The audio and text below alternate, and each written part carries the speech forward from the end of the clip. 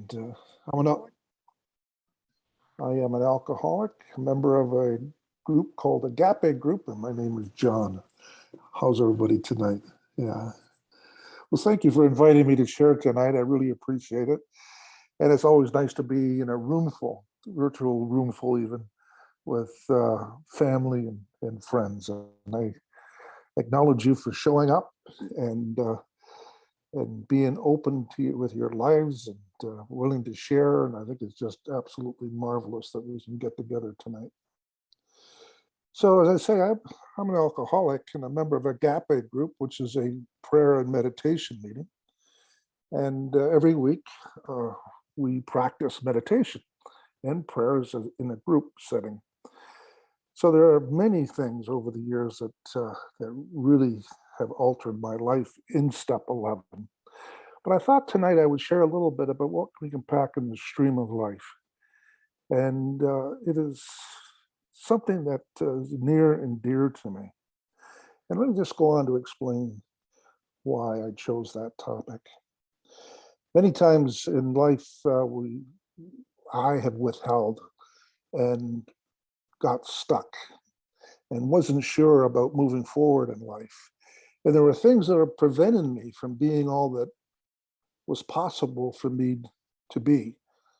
And yet, in our step 10, we're asked to examine ourselves in a way in which invites potential and purpose.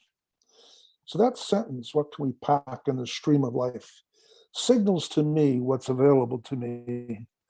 And it's a very powerful experience to focus on. Let me explain. What we focus on, we become. That's just a mental thing. So we focus on God, we focus on our ability, our purpose, our talent, our meaning in life. Things start to move in the direction of that. If, in fact, we focus on our defects of character, the darkness, and things that we can't do, and the limits we place on ourselves, then that becomes true as well.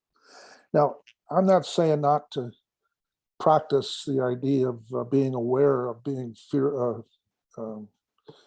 dishonest and angry and selfish and so on. We need to be aware of that. I'm just talking about living in it.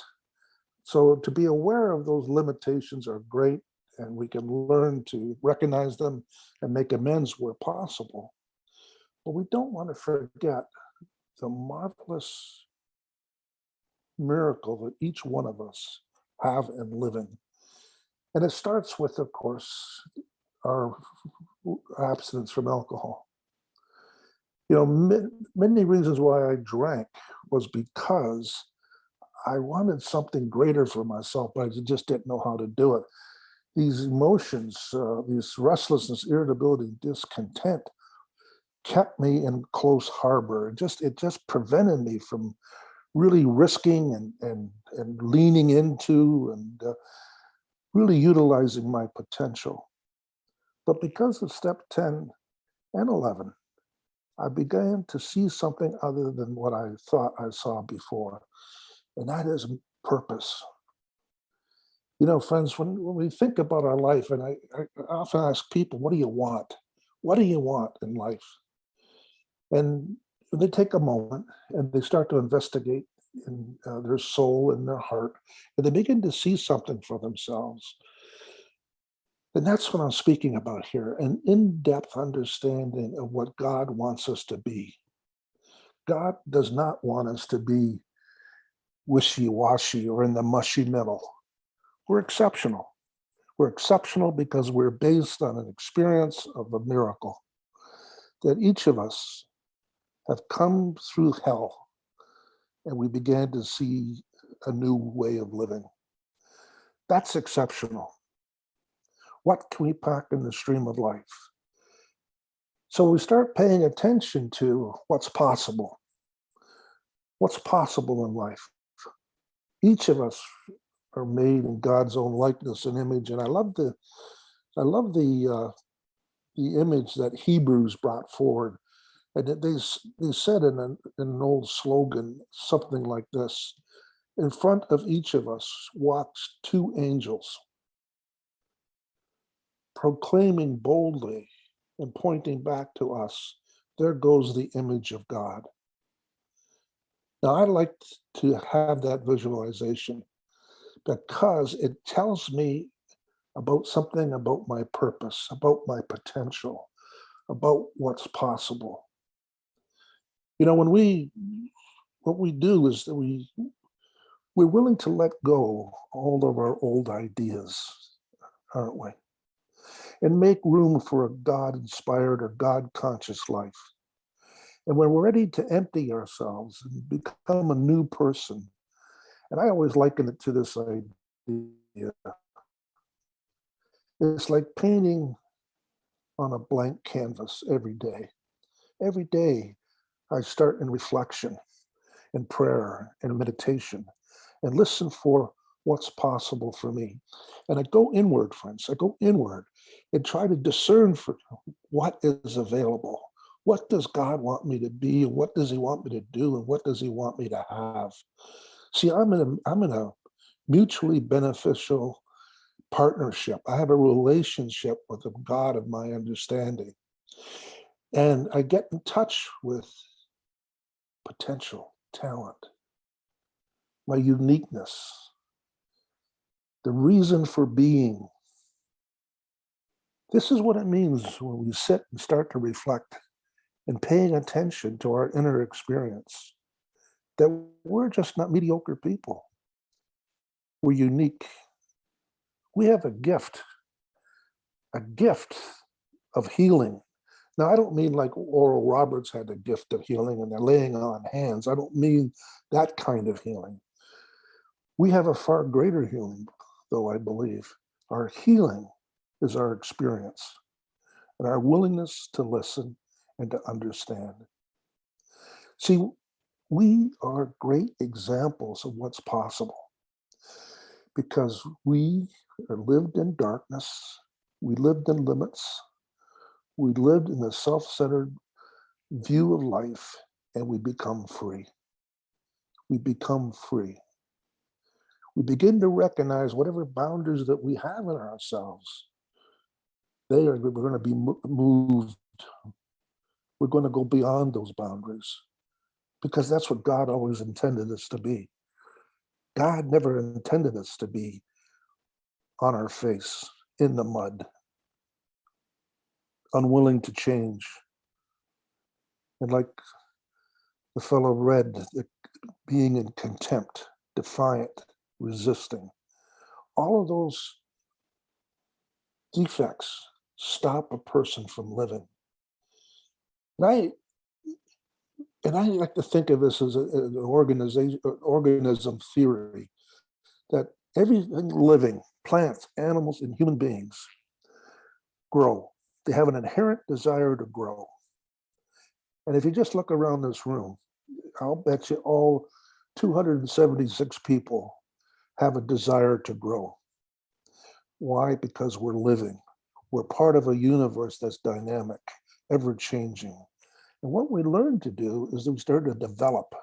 We start to practice new ideas out of this blank canvas where we can paint our masterpiece, friends. This is what we do. We get in touch of what's possible. You know, we become to rely on this power, which for most of us, and certainly I can speak for myself, that I cannot possibly understand, nor I can articulate the experience because I'm limited by my vocabulary. Yet I know that a power exists. And I don't have to wait for another year of sobriety or 5 years of sobriety or 10 years of sobriety. I can have that experience right now, today. You could be sober just 1 or 2 days, and if you're willing to, you could begin to notice a power greater than yourself by just paying attention. And the motivation behind it is because we want to pack something meaningful in the stream of life, not just to live like a zombie, you know, like a Walking Dead, where you kind of go through the motions, doing what you're obligated to do, thinking life is hard and difficult. No, we want to live. We want to live to the fullest. because this is not a dress rehearsal. Now, it's taken me a long time to realize this, but it's true. Life is limited in the terms of time. That we want to be able to live fully and completely as a human being, to do the best that we possibly can, to be engaged in something that's meaningful, so that we can be a legacy in somebody else's eyes. Now, I saw somebody from Belleville on tonight, and I was thinking about a man named Marvin, who was from Belleville, and I'm sure the gentleman knows who that person is. And I'll tell you the kind of guy Marvin was. He's passed. He was given a terminal prognosis in his disease of cancer. And what does Marvin do? Marvin doesn't hide. He does not in pity. What he does is he came to meetings. Not because he's afraid to drink, I'm sure. He's never said that. But what he did was always reaching out his hand, in spite of the death sentence that he received, which we're all going to receive, by the way. But his willingness to love another human being, to reach out and be willing to help. See, Marvin knew something what he can pack on the stream of life. He left a legacy of love and caring, a legacy that helping people deal with whatever they have to deal with, even if he was just listening to them, not to have answers necessarily, but just to be with people. See, he understood the concept of what he can pack in the stream of life. He leaned in. He didn't let his fears stop him. He showed up. And he made a difference in the world. You see, I look at that man, and that's how I want to leave my time on earth. I want to finish strong. I want to have all the music and the instrument in which I'm playing played out, so there's nothing left on the table. I want to be the very best that I can be, because I believe that's the desire of God. I believe that's the God's will for me and for you, to be the best. Now, I'm not talking about some sort of high-end, grandiose kind of egocentric kind of way. I'm talking about the internal idea that God wants us to move in the direction and blossom like a flower in the garden. And we come to learn through this idea of step 10 and step 11, we come to learn that we can learn to accept ourselves. We can accept ourselves and our defects. We don't have to have moral perfection. We can reach out today with our imperfection and be able to be a friend to someone who's in need. This is the beautiful part of this program, where we get to blossom by helping other people blossom. Isn't that neat? See, we can't blossom on our own. We can't know enough, can't do enough. We need this help of God, and to reach out to another human being and to be connected with them. Friends, what happens in meditation, by the way, is that we begin to see our goodness, our virtue, our possibilities when we meditate and we pray. So we no longer see just the defects of character that has to be overcome. No, we begin to see the light. And because we are empowered by that light, we're able to move forward in our lives. So instead, we talk about this idea, what could I have done better? Was I loving and kind towards all? And what can I pack in the stream of life? And how does that show up in my life? Well, it shows up this way for me. First of all, it shows up in positive emotions. I feel good about myself. I'm happy. I feel incomplete. Now, does that mean I don't have shortcomings that go off the rails sometimes? Yes, I do. But I get back on the rails as quickly as I possibly can. When I'm engaged, I give myself fully to it. I don't hold back. I'm not concerned of what people think of me. I reach in and become fully engaged. That's how it shows up for me, the pack in the stream of life. I am 100% present in the moment, doing what it is I'm doing. Even if it's doing the dishes or making the bed or buying groceries, playing with my granddaughter, it doesn't matter. I am there. I am present. And I am very observant, looking at what's in front of me. In relationships, how does it show up in relationships? When you pack in the stream of life, relationships are so vital and important to each of us. We are social beings. And I used to call myself, I'm a loner, I don't really care about people. You know what? That's a lot of garbage. That's a lot of bravado, social masking. That's what that is. There is peace inside of me that wants to connect and belong. And I can't be afraid of that. I have to be open and vulnerable and authentic with another human being so I can connect deeply with them. And at this moment, I'd like to share with you how I see connection. You look at a forest, you look at trees, and on the surface of it, you see individual trees. They all look separate. And what we don't see is the root system. The root system on each of the trees are connected to the other trees. Each tree feeds the nutrients and water to other trees. There's a physical connection there. Although on the surface of it, you can't see the connection. So when I'm looking at your picture, when I'm looking at your video here, I see individual people, but I'm very much aware of their connection, our sense of belonging spiritually to each other, that we are connected and that God is in our midst. This is what I see and experience. So that sense of belonging in relationships that I have, that I'm willing to get close, willing to be hurt, willing to be disappointed, willing to be rejected even. But it's God inspired me to move into this place called wellness, this place where my well-being becomes higher than what it ever has, because I'm willing to pack into the stream of life.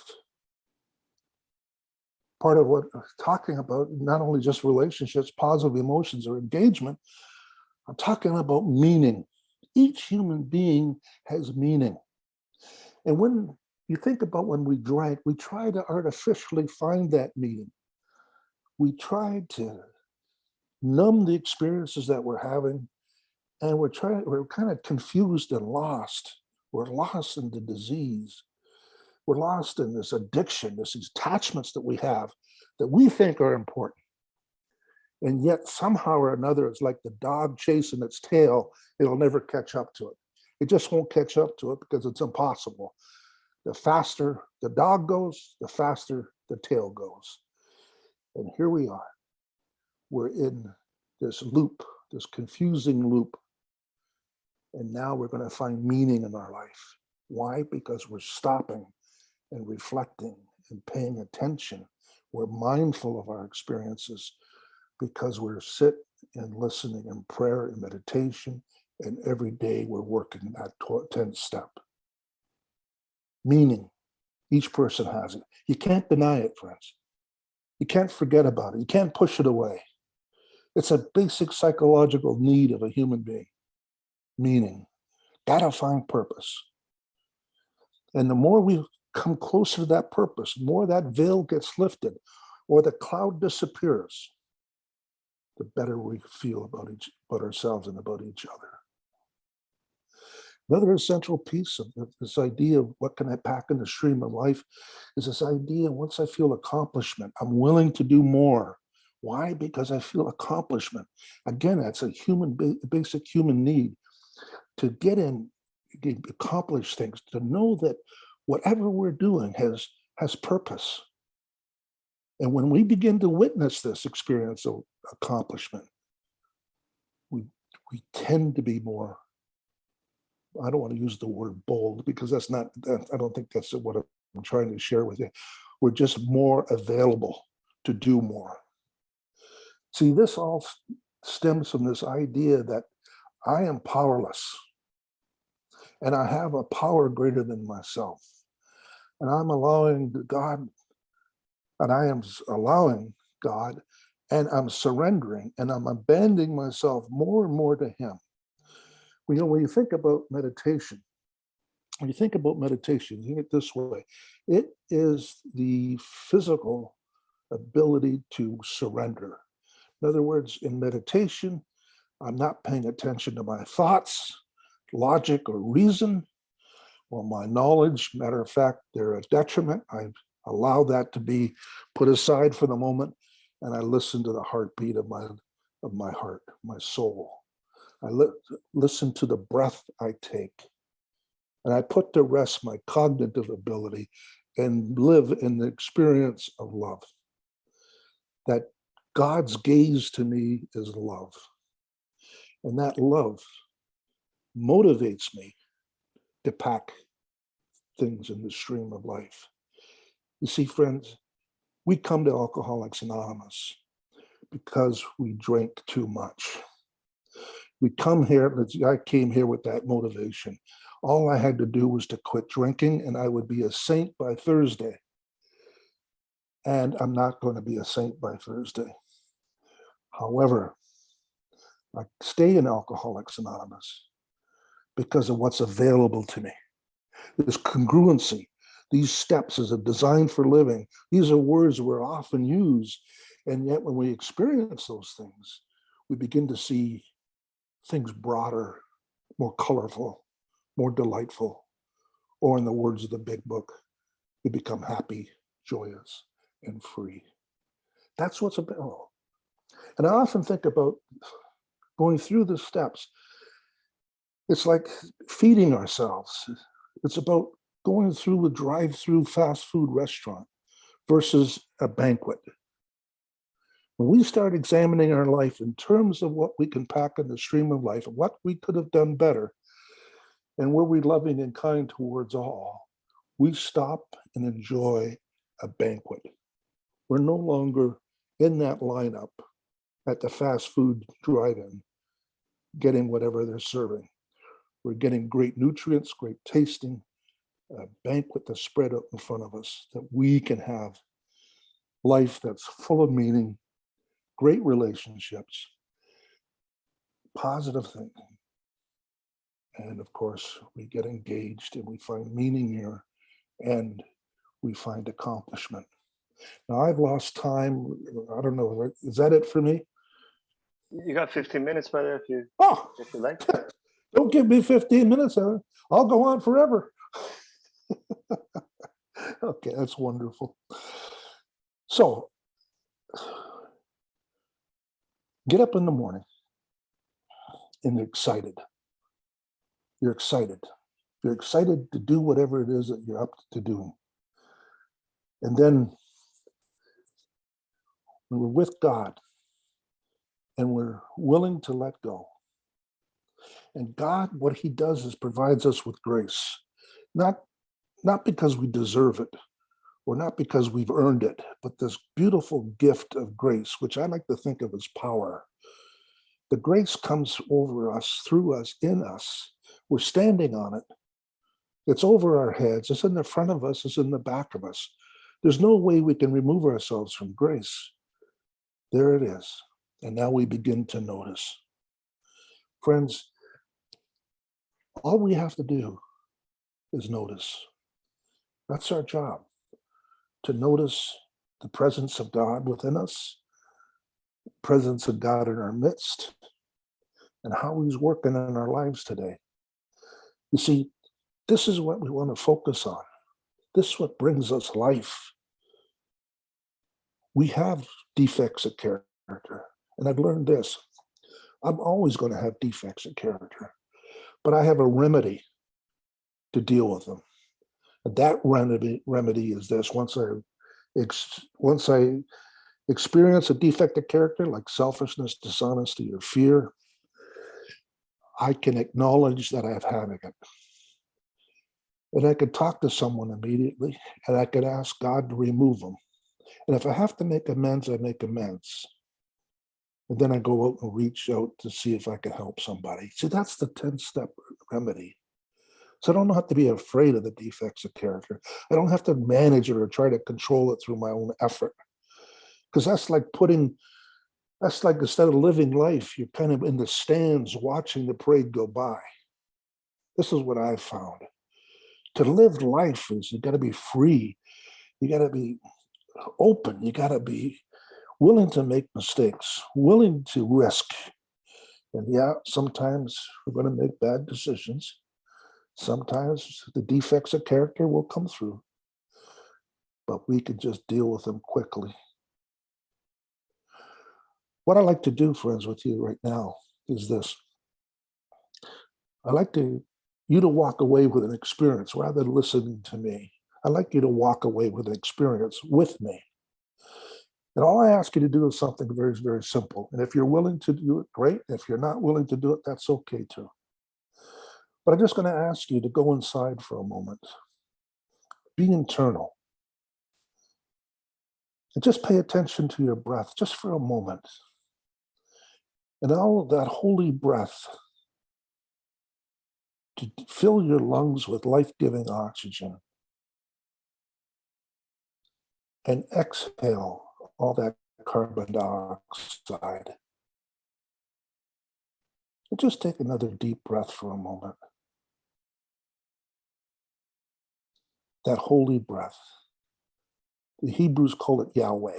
Yahweh is loosely termed as the holy breath of God. See, we don't deserve another breath. We can't earn another breath. It's a gift. God is giving us that gift of air that we can breathe in and exhale. The next thing I'd like you to do is just to notice God's presence within you. Just notice. Just observe. And you may feel the Spirit moving in you right now. Like the great fact that page 25 identifies. That the Spirit is moving in you and you begin to feel it. And some may be a little bit shocked that you haven't felt it in so long. Some may try to resist the idea and deny it. And some of you are just going to accept it and allow it to move you. Next thing I'd like you to do is pay attention to the people here and see God's beauty in them. See their talent and joy. Just witness that and look into the eyes of the people in the video. And as you begin to see and sense and notice God in our midst, you may feel yourself experiencing something at a higher plane, something of well-being, something that exists that you can't understand or possibly try to explain, but that connection, like the roots of the trees in the forest, and you feel connected. And with that experience and with that feeling, you may ask yourself, God, what can I pack in the stream of life tonight? Who can I be for somebody? Who can I phone up? What can I say to my spouse? What can I say to my children? You may be experiencing some gratitude right now because this is what happens when we begin to notice God's presence in ourselves and in our midst. We begin to feel a deep sense of gratitude. And I like to share with you, friends, it's not just remembering something of being grateful for, but it's the idea of the passion of gratitude, the savoring of that experience. And what we do is we elevate our thought plane. We become different people. Last thing I'd like to share with you is this. We have the capability of returning to this experience anytime we want, anytime. It's entirely up to us to take a couple of moments. It doesn't take very long to start to notice the presence of God. And we're grateful. And then during the day, we may pause when we're confused or uncertain, or maybe afraid, because every human being's afraid. Don't let anybody kid you. They may pretend, but they're afraid. And they may ask, and they suggest to ask this question: what would the master do? In the book of the 12 and 12, in the tradition 3, that question gets asked. And the amazing thing about this question is somebody answers it in you. Somebody answers it. What would the master do? And then you get a response. See, this is how the spirituality works. This is how step 11 works, is that we become so close and integrated with this power, which we can't explain, that we're limited in language, because this power is greater than the language in which we could ever possibly articulate. We don't have a how-to experience this. All we know is that we need to trust the experience so that we can broaden our ability to pack in the stream of life what God's purpose is for us. That's what's available, friends. This is why we meet, to plug each other into this source, to learn how to allow ourselves to surrender and abandon ourselves to this thing we call God or higher power, and then to utilize the grace and the power to move our lives ahead, and not allowing fear, anxiety, upset, risking to keep us stuck in any place. This is what this means to me, packing in the stream of life. Thank you, friends, for listening.